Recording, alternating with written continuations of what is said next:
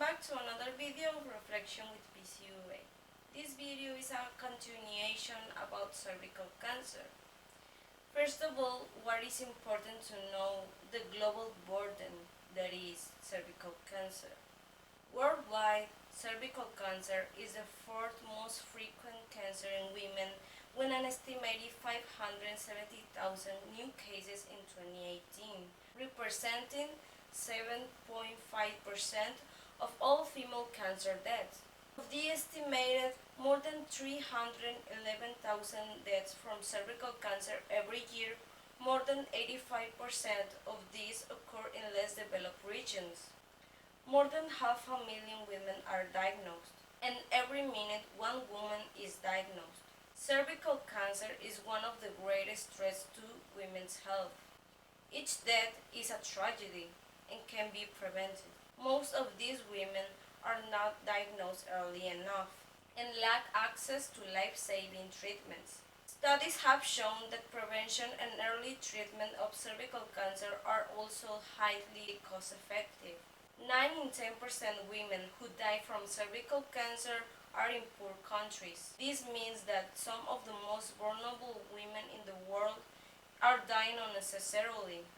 This is not fair or just. Rising cervical cancer deaths is undermining health gains for women made in maternal health and HIV care. Current disparity in survival from cervical cancer, which varies from 33 to 77%, is unacceptable and can be minimized. Cervical cancer is one of the most preventable and curable forms of cancer, as long as it is detected early and managed effectively.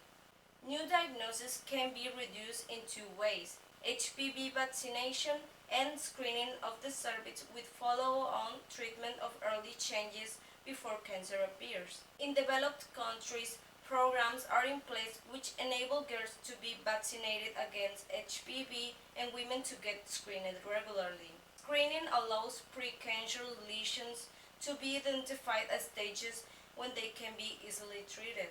Early treatment prevents up to 80% of cervical cancers in these countries. In developing countries, there is limited access to these preventative measures, and cervical cancer is often not identified until it has further advanced and symptoms develop.